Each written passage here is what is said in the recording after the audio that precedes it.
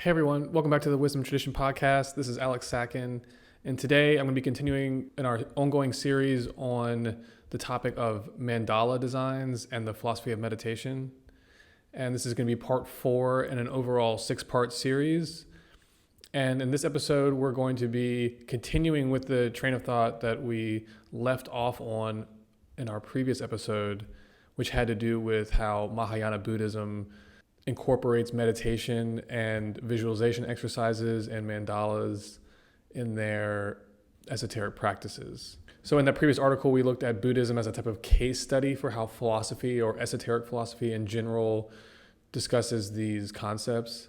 And in this episode, we're going to be continuing with our case study on Mahayana Buddhism by considering in further detail 2 particular mandalas that are used in their esoteric schools.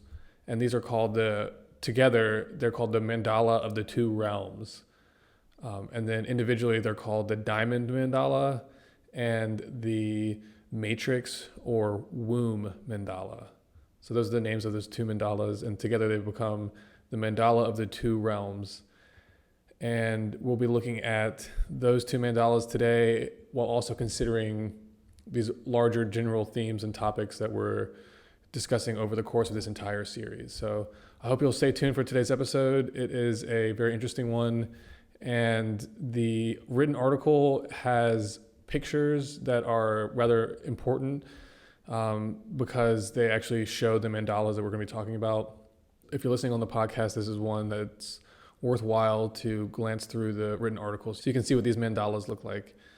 So right now I want to get right into the article and kick things off here. We're going to be starting with an introductory section, which is going to give a kind of introduction to and background to these 2 mandalas and discuss a little bit about Mahayana Buddhism in general and how these fit into the story of Mahayana Buddhism and how they were utilized in esoteric practices. And once again, I just want to note that my primary source for this article is Manly P. Hall, as usual. And I have a lot of quotes from him featured. So again, stay tuned. We have an interesting episode coming up, and we're going to be getting into it right now. All right, to kick things off, we're going to start with the Mandala of the 2 realms, introduction and background. And this is the lead-off section of this current article. And I just want to note, in the article version of this presentation, I lead off by showing what these 2 mandala look like. So again, take a look at the article to see those. But let's begin. In our previous essay in this ongoing series on mandala design and the philosophy of meditation, we discussed in depth how Mahayana Buddhism approaches meditation, prayer, and the afterlife state. In this article, we are going to build on that discussion by examining case studies of 2 notable Buddhist mandalas, once emphasized in the esoteric meditation disciplines of the Mahayana sect: the Matrix Mandala, which is also called the Womb Mandala, and the Diamond Mandala. Together, they are called the Mandala of the 2 realms.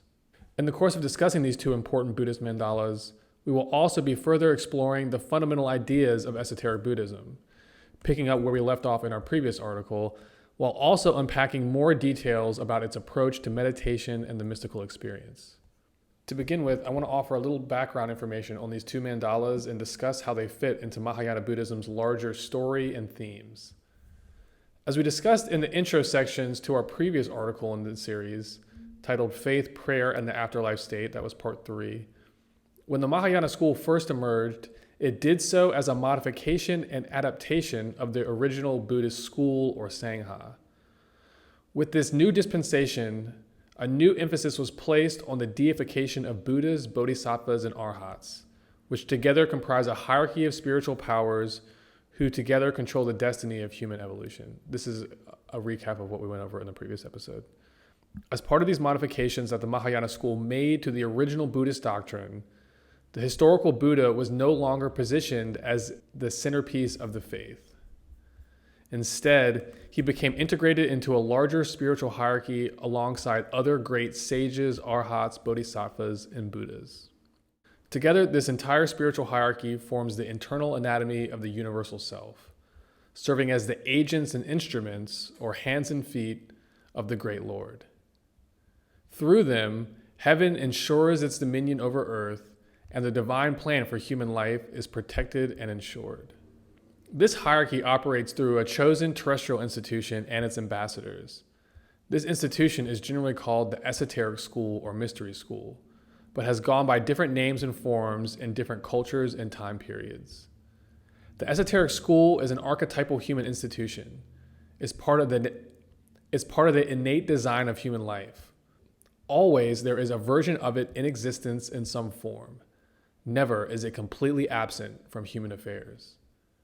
In the Buddhist view, the threefold hierarchy of Buddhas, Bodhisattvas, and adepts are the masters and custodians of this esoteric school, with the adepts in particular being the hierarchs or hierophants who directly overshadow the terrestrial institution. As the age of Aries moved into the age of Pisces, the old pagan world order came to a gradual but inevitable collapse. As it did, the institutional metastructure that supported it underwent a death-rebirth phase, with a new institutional paradigm coming into formation gradually over the course of succeeding centuries. Now, this material I'm talking about right now is where we began this book project with, and so what we're talking about here is a type of summary of that, and now connecting it directly into Mahayana Buddhism, and then eventually the topics that we'll be discussing in depth today. Philosophy was first born as a public-facing institution around 900 years before this transition point. This period, which was around the 6th century BC, was the age of the great world teachers, when Pythagoras, Gautama Buddha, Lao Tzu, Zoroaster, and others emerged to found the first public organizations dedicated to philosophical teachings. When they were first born, these early philosophical schools existed as extensions of the mystery schools or esoteric schools of their time and place. At the time, these esoteric schools were still thriving under the protection of an inner caste of priests and holy men who lived and worked within the great religious temples and monuments of the ancient world. With the collapse of the pagan order of institutions, this protective overstructure fell apart and ceased to be a viable host for these esoteric schools to perpetuate themselves within. Consequently, these esoteric institutions had to look for a new host, and in philosophy, they found one. Having, centuries earlier, already given birth to philosophy out of itself, the esoteric schools utilized the transition of ages to make a move into this new institutional vehicle, one specially designed to receive it. So now we're talking about this idea that philosophy emerged in one form during the age of Aries. Towards the end of the age of Aries, it emerged in a particular form that was kind of rudimentary or elementary compared to what it would evolve into. And part of the reason is that it was born as sort of a state where it needed to be developed over time. It wasn't ready to have the full responsibility, the full design of what it would ultimately become. It wasn't ready to manifest that in the beginning because it was existing in an institutional paradigm in which it was not necessary for it to have been given the esoteric teachings, which at that time, when it was first founded, those esoteric teachings resided in the mystery schools. And the mystery schools were part of the religious infrastructure of ancient pre-Christian pagan civilization all across the world. So the mystery schools existed, and so when philosophy was born as a public-facing institution, it didn't have the esoteric teachings because it couldn't. They were still under the custodianship of the priesthood of those ancient temples and monuments. And so when the transition of ages takes place, when Aries comes to an end and Pisces is born, that transition coincides with the decline of the whole, not just the religions of pagan civilization, but the entire institutional metastructure of pagan civilization essentially goes through a death-rebirth phase. And the rebirth phase is not an immediate one. In fact, it seems to be taking place throughout the course of the Piscean age, because we're in an age of constant institutional transformation. But the bottom line is the esoteric schools were no longer had a home in those ancient pagan religious institutions, the ancient temples and such. And so they had to find a new vehicle to perpetuate themselves in or during this forthcoming age of Pisces. And so the rudimentary schools of philosophy that were first born and did not contain the teachings during the age of Aries, when the age of Pisces comes, those those schools were then sort of transformed from within, maybe as they were always intended to be. And so they move into a much more mature form, beginning with the age of Pisces. And this gradually develops further and further as we go throughout this current age that we're in. So this institution evolves and develops in terms of its public-facing aspect into something that's more dynamic. So that happens gradually over the course of time. So let's continue.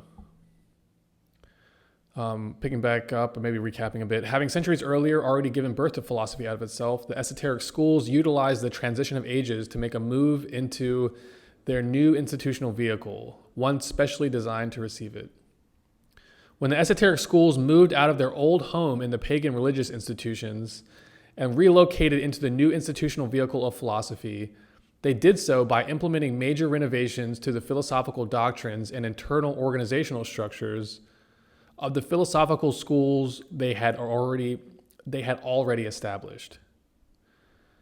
So I'm going to give an example of this renovation and reorganization that we find coinciding with this transition of ages.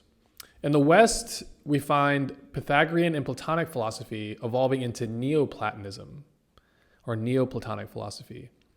This new modified form of Plato's original doctrine explicitly incorporates and synthesizes important elements of the ancient Greek mystery teachings, ones that Plato, as an initiate of those mysteries, was in his time not allowed to explicitly make transparent to the public. Neoplatonism first emerged in Alexandria during this transition period between Aries and Pisces. Alongside it, a host of other new esoteric philosophical sects also emerged. All evidence a direct connection to previous pagan mystery traditions, revealing new aspects of the old mystery teachings that had been forbidden to be publicly revealed before. Examples of these other new esoteric traditions that arose during this period include Hermeticism, Gnosticism, and Kabbalism. Public teachings about astrology and alchemy probably also first emerged during this time. In the case of Buddhism, this internal transformation of the school or Sangha took form as the split between the Hinayana and Mahayana schools, with the esoteric school moving to inhabit the Mahayana branch, as we explored in our previous article. The esoteric doctrines contained within the ancient mysteries, when re-encoded and re-expressed in the outer language and symbolism of Buddhism, became the system of teachings now known as Mahayana Buddhism. The legendary Arhat Nagarjuna is credited as the ambassador responsible for importing the esoteric doctrine into Buddhism, and is therefore credited as the godfather of the Mahayana school. Here's where the story of the Matrix and Diamond Mandalas begin. According to legend, these two mandalas are part of the greater revelation of esoteric teachings that Nagarjuna brought into the Buddhist system from the mystery schools. And this next quote is allegorical, but these mystery teachings are said to have been preserved in the Iron Tower, where it was guarded by Napas, or serpent deities. And that means initiates, essentially. So it was guarded within the esoteric school, which is the Iron Tower, where it was guarded by initiates, or serpent deities. The connection between Mahayana Buddhism and the ancient mysteries is important because it is from the revelation by Nagarjuna of the esoteric teachings that the Mahayana sect first derived its own occult meditation practices and disciplines.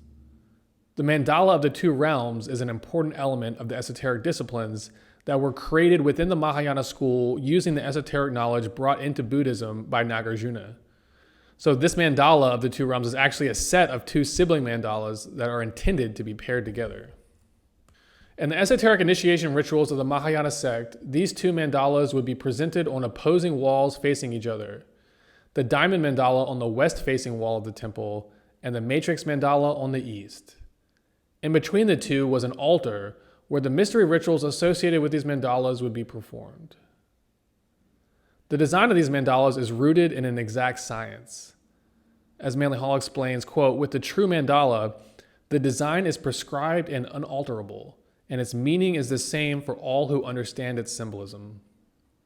He continues, quote, all genuine mandalas have descended from the remote past with virtually no changes or modifications made. They are cosmic patterns on the level of universal truth and by extension reveal the internal composition of man's nature. In this way, the mandala, quote, helps to preserve traditional doctrinal patterns for study and meditation. They preserve the purity of the descent of fundamental ideas. The exactness required for a mandala to become activated as an archetypal symbol suggests that these symbolic devices could not be made by accident. They would have to have been derived from a previous source who had already attained mastery over the symbolism and geometry involved in making one. Once the esoteric doctrine moved into Buddhism, thereby forming the Mahayana school, the occult expertise of mandala design would have been applied to the task of formulating a special set of mandalas for use in this new school. Manly Hall elaborates on the basics of this process. Quote, meditation images were usually created by monks or mystics who received the substance of the symbol during a mystical experience. In most cases, also, these devices trace back either to the founder of the sect, such as Nagarjuna, or to great teachers that arose during the centuries. The mandalas, therefore, are not subject to revision or emendation. They may be copied, but for the most part are traditional forms, unchanging and untouched by the inconsistencies of mortal life. Of the mandalas that would emerge out of this process, two in particular, termed the Mandala of the Two Realms, were revered as being especially important in the esoteric rites of the Mahayana sect. In the sections below, we will explore the main ideas portrayed in these mandalas and discuss why they were deemed so significant. So that's the end of that initial section. And the next one that we're going to be jumping into is called the use of mandalas in esoteric practice. All right, next section, the use of mandalas in esoteric practice. As we've been exploring in our ongoing series, mandalas are meditation devices that, through the expertise of their symbolism and design, contain the power to activate and release archetypal energies within the psyches of those who meditate upon them. By meditating upon archetypal symbols and ensouling them with qualities and attributes derived from one's philosophy and religion, the images one is visualizing may become awakened and enlivened. The point of esoteric meditation exercises is to catalyze this process by focusing the subjective consciousness of the person upon archetypal imagery, sounds, and forms. Then, through the transpersonal realm of psychological archetypes, an intermediary link is established between individual awareness and universal consciousness. So this is what we talked about in our earlier sections of this chapter, is that these archetypes serve as a bridge or a vehicle to connect the individual and the universal, and it does this through archetypes. Or mandalas leverage this effect through archetypes. To create this breakthrough psychological experience of universal consciousness, the design of the mandala must be exact, its arrangement being strictly according to canon. If the design parameters of the archetype that the mandala is attempting to capture are respected, then, quote, a certain magical overtone is created and the mandala is bound to the cosmic archetype by what Paracelsus calls sympathetic magic. What this means is that if the mandala is exact and if the initiate is properly prepared, then the conscious and unconscious realms of the psyche can be united together in a mystical experience. The effect of this sacred union is the illumination of God's inner psychic mechanism in its full collective splendor. Here one experiences, quote, the divine totality permeating everything, an invisible light stronger than any visible luminosity. It flows in upon the individual as a living force, illuminating all the dark parts of the soul and causing them to rejoice. In this way, the mandala is, quote, like a mystic maze, challenging those who meditate upon it to examine all its parts with an ever-receptive appreciation until they find, somewhere in the remote distances of a simple symbol, self and God, and discover the two to be one. That's again a Manly Hall quote. Because its design is primarily targeted towards stimulating the unconscious aspects of the human psyche, the inner meaning behind a mandala's symbolic design can never be entirely explained in rational analytical terms. The goal is not to, quote, memorize the elements involved as the Westerner might do, but rather to unfold one's inner life through a series of conscious experiences in which the parts of the infinite plan seem to actually come alive within oneself. Thus, as Hall explains, quote, it is difficult to secure any definite description of the meaning of mandala designs. The deities represented can be described, the symbols enumerated, and the colors defined. When these are brought together, however, a psychic quality is engendered, and it is the impact of this quality that constitutes essential meaning.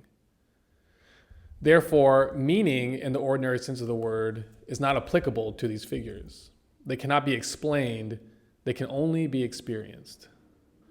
The Mahayana body of teachings are often called, quote, the great vehicle, because it provides a framework of symbolism and a method of meditation, which promise, if properly followed, to bring the disciple into a culminating experience of mysticism and spirituality.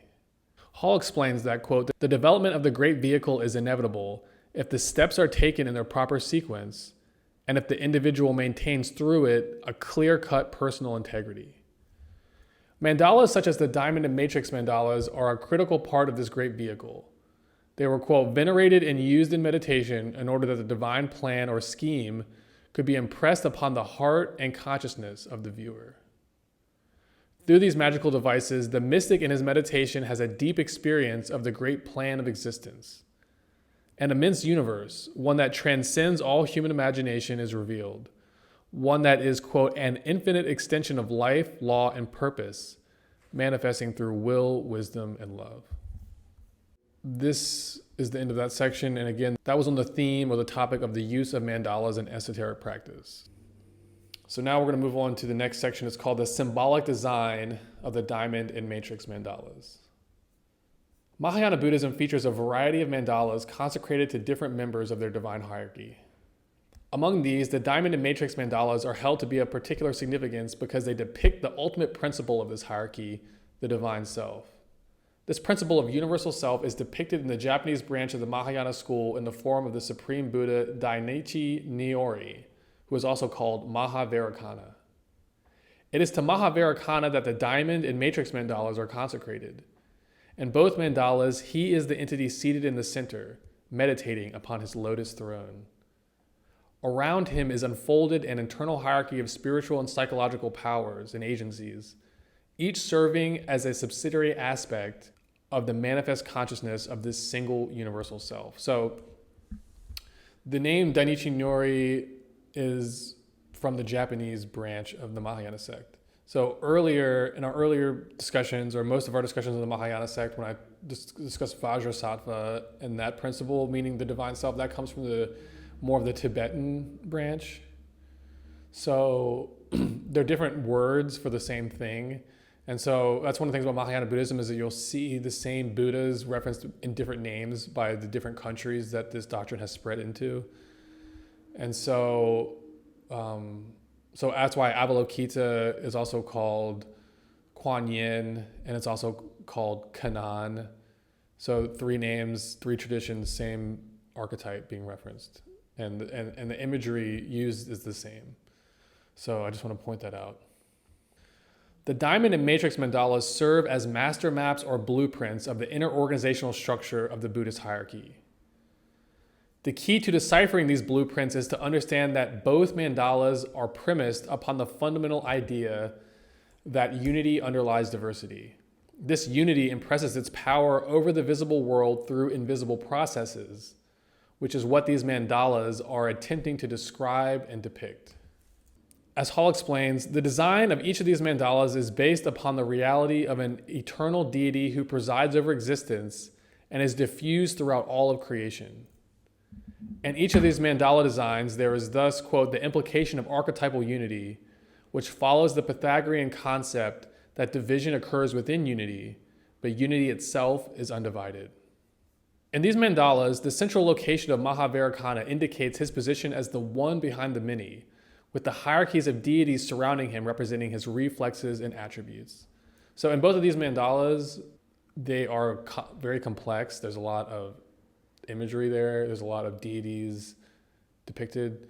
But the basic logic of both is that all of the complex dynamics of the mandala are all expressions of the internal life of Mahavairocana.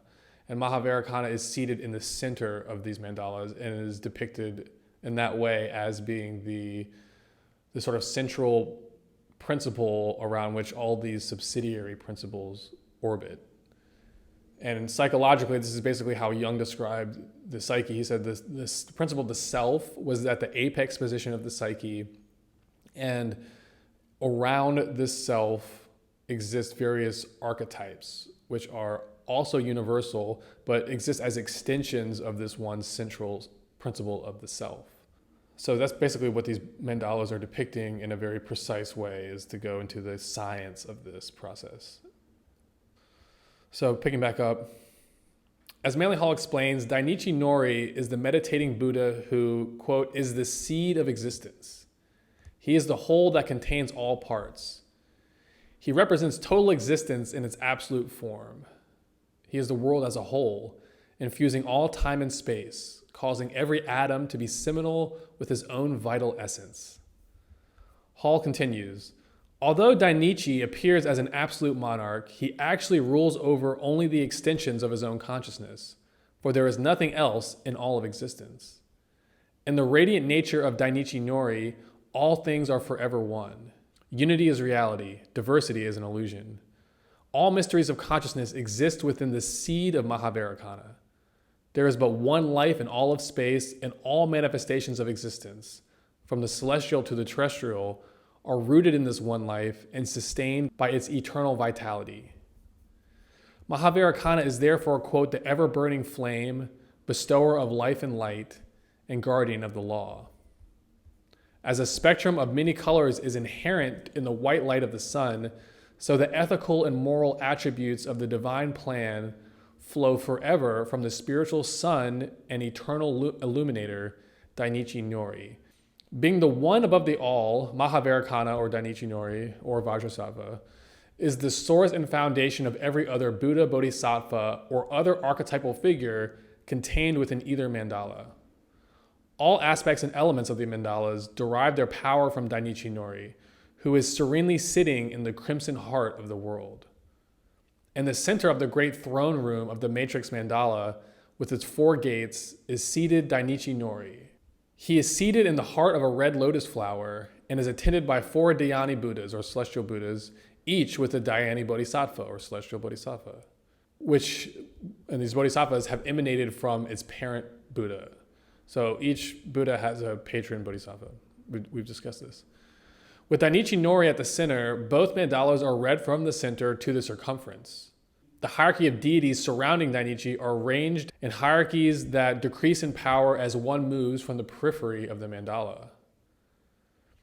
In the womb or matrix mandala, Mahavairākana's, quote, symbolic entourage consists of 12 assemblages of deities arranged in courts or compartments. Each group carries a symbolic object by which its activities can be recognized and the requirements of its worship properly indicated. In the Diamond Mandala, the diagram consists of 9 squares or rectangles of the same size, corresponding to the center of the lotus and its 8 petals. The central square is the source of activity of the diagram. It is centered on Dainichi as the great illuminator. His is the center of the 5 circles of the central square. So you're just going to have to see the mandalas to see this part if you're interested in seeing in detail what he's talking about.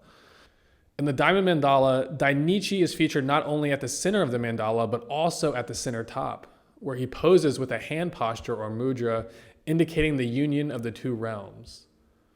While both mandalas are centered around the same archetypal Buddha, Mahavairākana, each is intended to depict a different aspect of this divine being.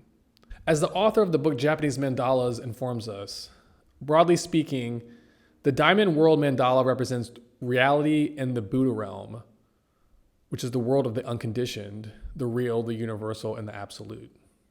By contrast, quote, the Womb World Mandala represents reality as it is revealed in the world of the conditioned, the individual, the particular, and the relative. Each mandala is fully meaningful, however, only when paired with the other. So basically, the Diamond Realm Mandala is the divine self in its archetypal form outside of creation, its perfected form. And then the Womb World Mandala describes this divine self in creation, in the process of creative activity. So now Manly Hall elaborates further on how these 2 mandala compare. Using the symbolism of the oak tree, the Matrix Mandala is the acorn, and the Diamond Mandala is the complete tree which has grown from the acorn. Another way of looking at it is that the Diamond Mandala describes the process of first cause by which Mahavairākana Buddha, as the divine self, is first brought into formation. This mandala, therefore, describes the archetype of creation as it exists in the world of indestructible forces, or what Manly Hall calls indestructible forces. The Matrix Mandala, by contrast, represents the world womb, representing the universe in a continuous state of divine unfoldment. Overall, the Diamond Mandala represents Mahavairakana in his perfect or archetypal form, while the Matrix Mandala represents him in the state of becoming. In Buddhist initiation rites, quote, the lower grade unfolds the mysteries of the Matrix Mandala, while the higher grade bestows the radiance of the Diamond Mandala. Before approaching these mandalas, quote, a student of Esoteric Buddhism may take regular lessons for a period of from 10 to 20 years with a priest who is recognized as an outstanding authority. Gradually, the student becomes familiar with the complete iconography of Mahayana Buddhism and comes to realize that every image is a revelation of cosmic law moving into activity. At the same time, the disciple must develop his inner resources by practicing disciplines of self-purification and self-realization. It is necessary for the student to come to a close and personal understanding of each element of the mandala's iconography because each aspect comes into play in the meditation exercise. For example, it is of vital importance that the student understand the meaning and significance of the 4 Dhyani Buddhas that surround Mahavairakana Buddha in a quaternary pattern in each of the mandalas. As we've discussed previously, these celestial Buddhas represent the rays or mind powers of Mahavairakana. Together, they manifest the consciousness of Mahavairakana within the world of creation. In our previous discussions of the Dhyani Buddhas, we stated that archetypally there are actually 7 Dhyani Buddhas. Only 5 are pictured in these 2 mandalas, however. Why the discrepancy? The answer is that we are currently in the 5th of 7 ages. All 7 Dhyani Buddhas are made manifest only at the end of the 7 ages. For now, the consciousness of only 5 of these 7 Buddhas are available for us to draw upon. It is interesting to note that in these mandalas, the 5 Buddhas are portrayed in a quaternary pattern, with 4 Buddhas forming a cross within which the 5th, Mahavairakana, is enthroned. This 5th Buddha is actually the first and represents the one before the many. Sometimes this first Buddha is simply termed Vairakana with the title Mahavairakana, referencing the divine consciousness that encompasses the entire diagram and therefore exists behind or above, which is what the prefix Maha actually represents, behind or above.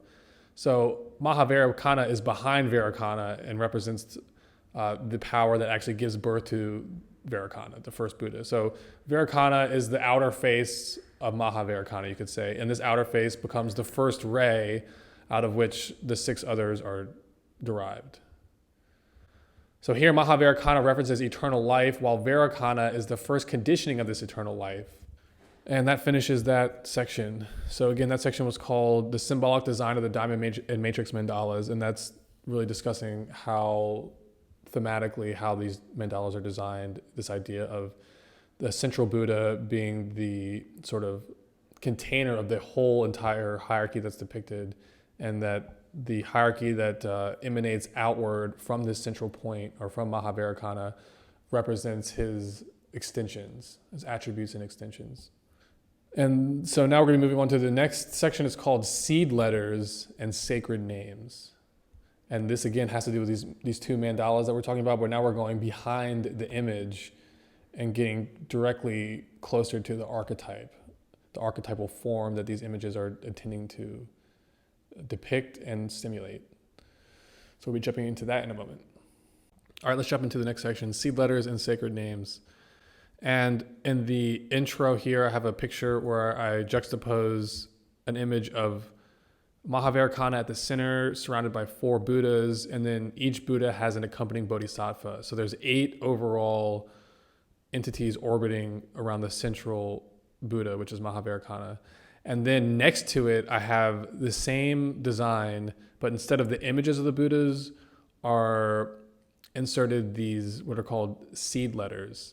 And that has to do with the fact that each Buddha actually has this sort of almost like a calligraphy, a beautiful calligraphy name associated with it, or a symbol associated with it. And there's no personification happening here. It's purely an abstract symbol, but you're supposed to meditate on that symbol. And actually each symbol is associated with the letters of Sanskrit alphabet. And so you would actually pronounce the names of these sacred letters in association with the principles that they're intended to represent. And so as we're going to be exploring, you would use these seed letters to introduce and integrate a sound element into the meditation. So not just visualizing, but a sound element. And so we're going to be going into that. The Diamond and Matrix Mandalas each exist in two forms. In one, the vast hierarchy is represented by groupings of figures portraying deities. In the other, Sanskrit letters are substituted for the images. In the higher grades of the Mahayana esoteric rites, the disciple is presented with an alternate form of each of the two mandalas. In this alternate form, the overall design layout of the mandala is kept the same, but the symbolic imagery contained within it is substituted for a more advanced and technical form of symbolism, the seed letter or bija symbol. Bija is like the name for it in the Japanese tradition. I might be mispronouncing this as well, bija. These seed letters are characters from a Sanskrit alphabet which are substituted for deities according to a precise system. These letters are called, quote, seeds of the Buddhas. Here, elegant flowing Sanskrit letters take the place of pictographic images. These letters are each associated with a sound. Thus, quote, each image has a keynote. When this is recognized, the elaborate group of letters becomes a perfect harmonic picture of the esoteric concept involved. In Esoteric Buddhism, the seed letter is considered the most advanced of all symbolism. No image is used to identify any of the metaphysical principles. This removes completely the stigma of idolatry and demands those viewing the mandala to call upon their own inner resources when contemplating the design. Thus, by substituting abstract geometric shapes for other symbols more widely used, ideas were rescued from ungainly forms and the confusion of an elaborate mythology. Through the seed letter, the mind bypasses its instinct to become attached to name and form, and instead becomes directed right into the experience of the intended archetype. Regarding the idea that bija or seed letters are, quote, the seeds of Buddhas, Manly Hall remarks that, quote, all things have their secret names, meaning that each Buddha and Bodhisattva possesses an innate vibratory keynote. Seed letters and sacred tones and sounds associated with them, or mantras, are designed to resonate the mystic with the secret names, i.e. the vibratory resonance, of the Buddhist divinities. In this way, things name or declare themselves out of their own natures and substances to the inner ear of the meditating monk. Manly Hall goes deeper into the esoteric use of these seed letter diagrams. Quote, the Sanskrit letters and their related sounds are used in magic and to summon divine beings. Like seeds, these letters are believed to contain the germ of deities, elements, and conjurations. It was from the desire to discover and contact these archetypal beings through the use of their seed letters that a, quote, divine science of numerology, Kabbalism, and mantra arose in both the East and the West. This divine science is exact. Those who follow it precisely, while also being themselves, quote, without blemish, meaning that they hold no mental or emotional attitudes that will distort the mystical experience, will be able to release the seed of the Buddha or Bodhisattva they are venerating with success. And in this section, I have both of the mandalas presented side by side with the seed letter version. So you can compare and contrast how these two appear. And these side by side comparisons are taken from Manly Hall's, actually the last book he wrote, which is Meditation Symbols in East and West Philosophy or something like that. I think it was published when he was in his late 80s. It's a very good book. And so a lot of this material in this whole chapter, these multiple sections, a good amount of it is derived from notes that I took while going through that book. In the Matrix and Diamond Mandalas, the entire design can be represented purely by seed letters. Using these seed letters, the meditator is intended to, quote, intuitively transform the symbols into the likenesses of the transcendent beings they are archetypally connected to. In the esoteric rites of not only Buddhism, but all other great philosophical schools, ones containing an esoteric tradition, the intonation of sacred prayers, sounds, and syllables becomes an important aspect of the meditation process. Manly Hall informs us that, quote, a considerable part of the mystery rituals consisted of invocations and intonements, for which purpose special sound chambers were constructed. If properly performed, these ritualistic invocations of sound and prayer can trigger a resonance with the same archetypes the disciple is attempting to visualize in their meditations. So the two link together. The visualization and then the sound comes in and reinforces it. In Buddhism, the intonation of sacred sounds and prayers is called a mantra. A mantra is like a sound version of a mandala. It is a, quote, symbolic combination of sounds, just as the mandala is a symbolic combination of basic forms and images. Mantras work through, quote, tonal patterns which are stimulated by chanting or intoning. The sounds they produce are interpreted as emotional moods, which set up vibratory impulses distributed throughout the field of the person. So these tones end up going right into the emotional body, and then you have the mental body picturing the visual image, and the two kind of harmonize together. Mandalas should thus be understood as a, quote, scientific sequence of sound, a carefully devised melodic line, which cause an internal motion or rhythm.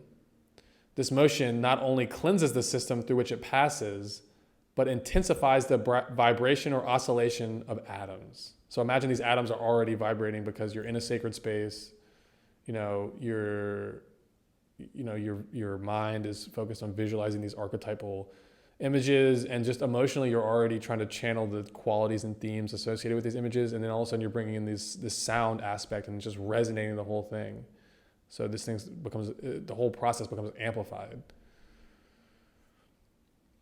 So to give an example of how mantras work in the Mahayana system, an entire esoteric program of religious meditation and prayer was built around Amida Buddha. It was premised upon, quote, a simple religious formula which was called the Nimbutsu.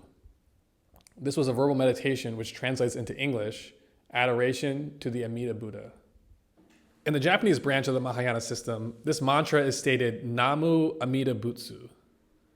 Hall explains that in the esoteric rites of Buddhism, this mantra is to be repeated frequently and is a continuous verbalization of veneration for the radiant principle of eternal love.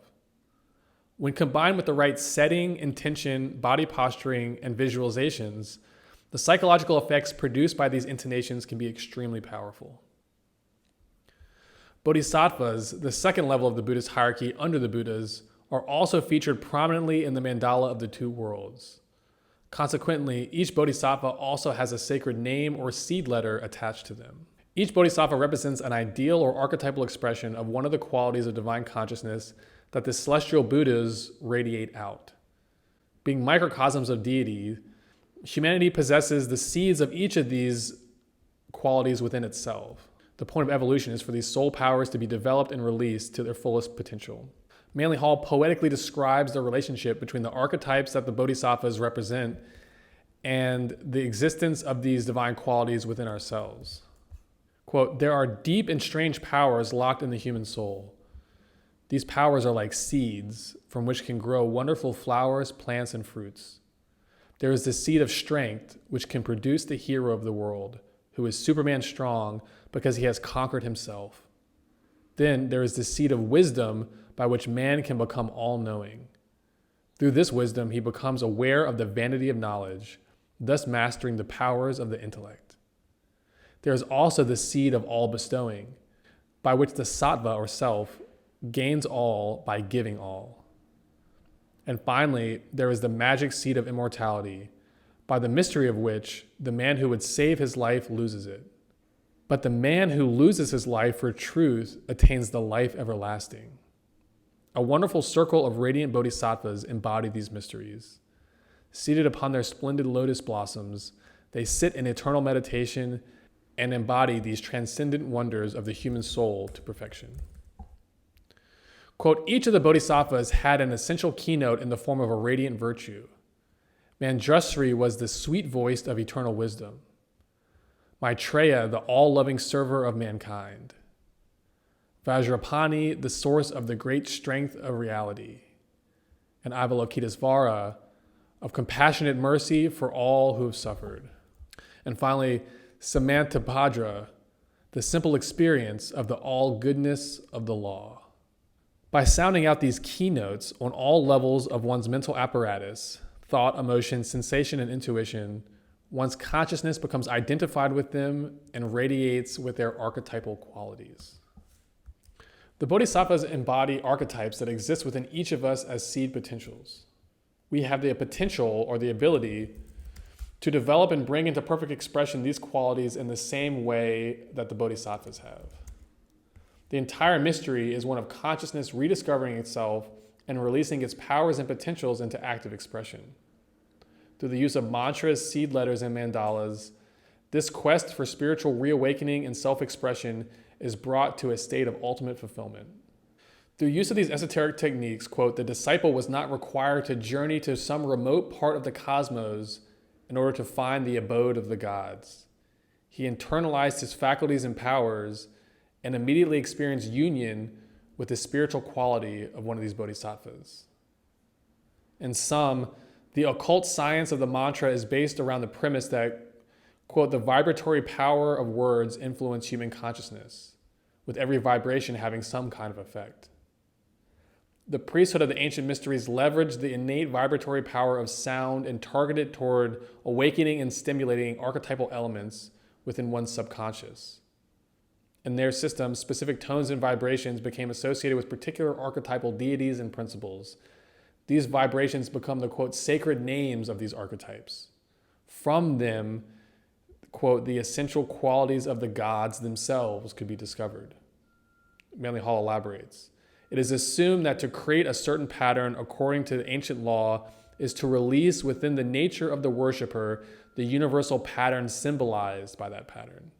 He's saying that a pattern that man designs can imitate the archetype, which is within us. So this resonance establishes or suggests Kabbalistic magic and the doctrine of magical affinities between the macrocosm and the microcosm. So this archetype, the whole idea of archetypes plays off on this microcosm-macrocosm concept. So the archetypes that are within us exist as powers that are resident in the macrocosm itself. So we're intended to draw upon the full powers of the macrocosm within the realm of the microcosm.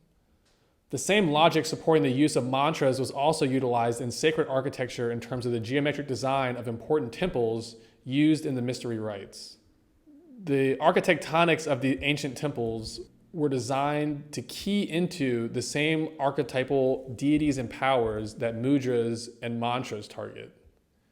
As Manly Hall explains, quote, buildings erected according to the rules governing the various classes of sacred architecture are consecrated by their design alone. They radiate an atmosphere which can be experienced by the worshiper. The same institution which devised mandalas and mantras, the esoteric school, also designed and engineered the ancient temples where these esoteric disciplines were practiced. As Manly Hall informs us, quote, societies of architects and builders bound together by secret ties preserved the arcana of symbolic architecture, which had descended to them from remote times.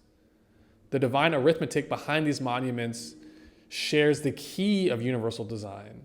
Any departure from the most rigid adherence to the sacred rules and laws of these fraternities was a violation of both religious and secular laws. Initiates and master builders of this tradition considered architecture itself as a vast structure of compassion to be unfolded mathematically and diagrammatically according to laws of dynamic symmetry. Plotinus, one of the founders of Alexandria's Neoplatonic school, elaborates further on these priestly architects, discussing how the ultimate goal of their sacred architecture was to tap into and resonate with archetypal powers existing within the soul, the same powers that the mystic is attempting to contact in their meditations. Quote, the wise men of old who made temples and statues in the wish that the gods should be present to them had in mind that the nature of the soul is easy to attract.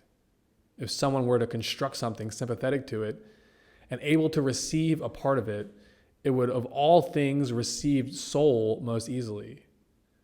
That which is sympathetic to the soul is what imitates it in some way, like a mirror able to catch the reflection of the form. Again, that comes from Plotinus, directly from Plotinus. Hall further elaborates.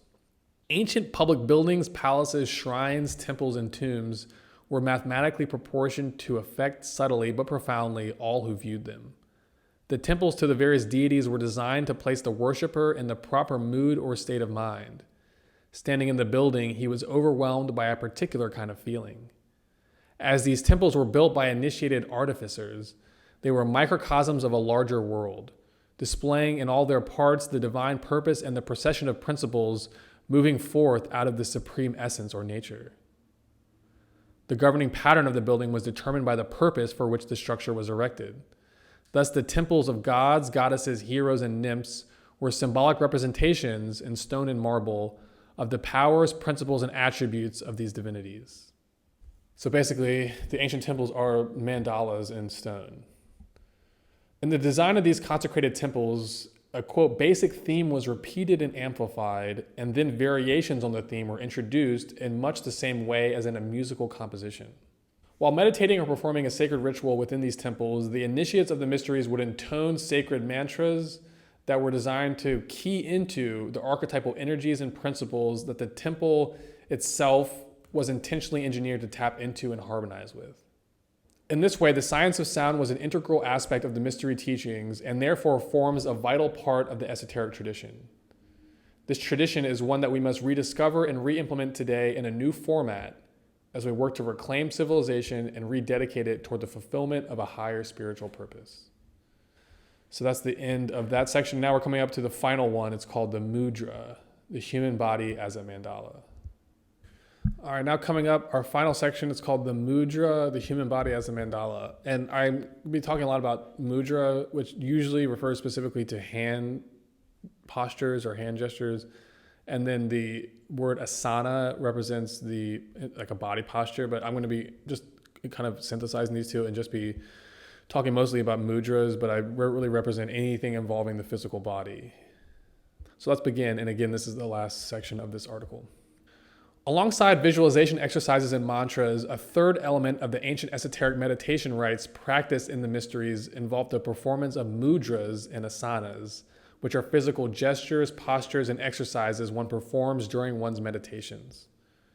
With the mudra, the human body itself becomes a mandala, a physical expression of invisible powers and forces working within the soul. Here, through gestures and postures, the human body becomes a graceful instrument of the divine, a living mandala. The purpose of the mudra or hand postures and of the physical yoga postures that accompany them, or asanas, is to embody physically the symbol one is attempting to absorb psychologically.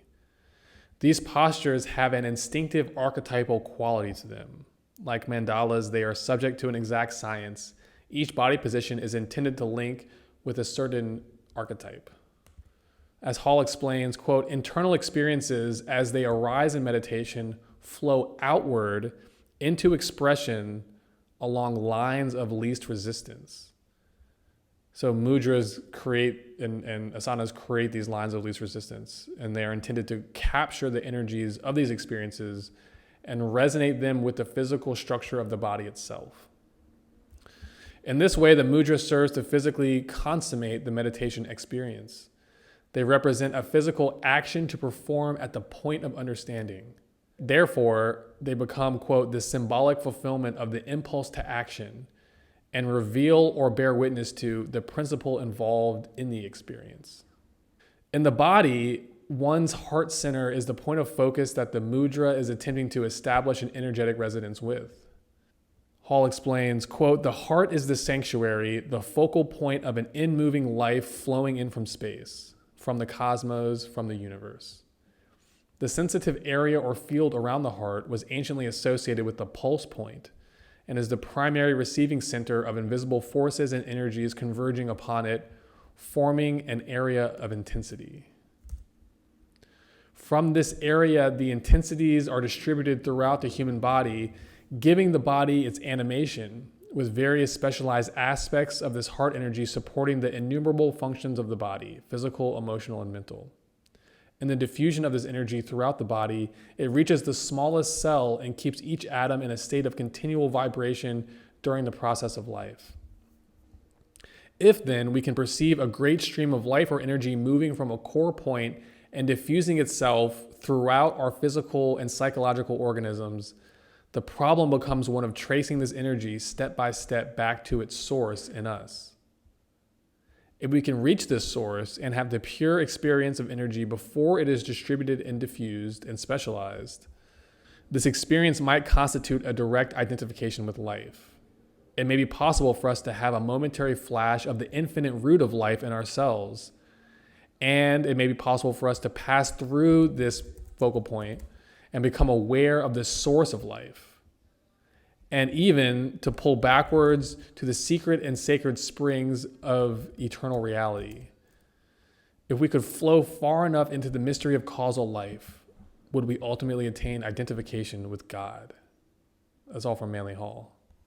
In the Japanese sect of Mahayana Buddhism, this heart center and the God dwelling within are personified by Dainichi Nori, the great illuminator, Mahavairakana. The esoteric meditation disciplines utilized by this sect were intended to establish resonance within the psyche with the archetypal divine self. This was pursued across three primary modes of interaction. A, through specially designed symbolic images or mandalas. B, through intonation of sacred sounds or mantras.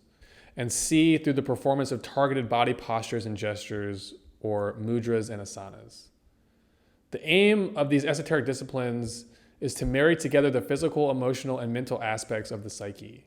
Once this is achieved, the full psychological faculties of the individual can be directed toward a common task, becoming a receptive vehicle for the greater consciousness of the universal self. As Hall explains, quote, "Man does not attain enlightenment through merit alone, but his earnest endeavors and rigorous self-discipline cause Dainichi to emerge in glory from the seed in the aspiring heart of the believer. This emergence of Dainichi from within the heart of one's own psyche is experienced as enlightenment. Quote, enlightenment is an explosion of awareness, the sudden ability to consciously estimate the wholeness, the oneness, the unity, the totality within which material things are suspended as tiny units or seeds within their own cosmic immensity. This wholeness is the divine self, or Dainichi Nori. And this divine self is the source of not only the entire Buddhist hierarchy, but also of the various seed letters and sacred tones and vibrations associated with each divinity. Being simultaneously the origin point and final consummation of all sound, Dainichi Nori is sometimes referred to as the voice of the silence. This inner voice can only be found once one has transcended all other stimulations, attachments, and distractions. As Manly Hall explains, quote, if thought and emotion subside into their own source, the result is a kind of void.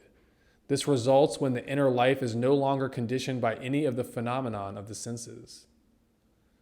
This silence is not a vacuum or deprivation, but eternal life. It is the cause of all that lives, and to it all living things must return, not to extinction, but to completeness. This reality which transcends all definition is Dainichi Nori, the source of all, symbolically seated in eternal meditation. He is in the midst of infinity, an ocean of eternal light, and the only darkness that exists is in himself. Again, that was Manly Hall. This self is the only absolute truth in the universe that we know. All other elements are projections of this self, creations of its mind. This magnificent spectacle of the universe is curiously, even divinely unsubstantial. It is the production of a cosmic dreaming, but it is as near to truth as dreams can ever come. It is the ultimate expansion of the power to think, to know, and to reason. The spectacle is suspended in the midst of no mind, for beyond it there is only that which transcends and defies even the highest aspects of human consciousness. In the ultimate, all differences are reconciled. All conditions transcend their own conditioning, and all symbols unite in the nature of the great illuminator. In the end, the cosmos is revealed as the eternal teacher of all that lives. To recognize this is to be an arhat. To experience this and share the experience with all living things is to be a bodhisattva. And to become one with it forever is to become a Buddha. And that's the end of the article. That's the point of not only the meditation exercises, but the point of the entire concept of initiation, the entire concept of the mystery schools, the esoteric schools. They all exist to serve this task of releasing the self principle within. And by doing that, we're actually serving the divine self. So that is the point of these meditation exercises. That's what the mandala of the two realms depicts. That's what the seed letters are there for, to go deeper into this process of awakening the self within and serving the divine self above all. These seed letters and the mantras associated with them, and the mudras and the asanas and the design of the sacred architecture in the buildings, all these things are all integrated together, and they exist together and function together as part of these esoteric disciplines, which again, psychologically are attempting to stimulate and develop something that's already within each of us, which are these archetypal principles. And so that's the psychological basis of the esoteric doctrine. Essentially, is this idea that each of us is a microcosm of a great entity, which is the macrocosm. And each of us can contact and develop a relationship with the macrocosm. And in so doing, we become the fullest potential of ourselves as human beings. So that's the idea of these teachings. So thank you very much for tuning in. Again, my name is Alexsachon, and this is the Wisdom Tradition Podcast.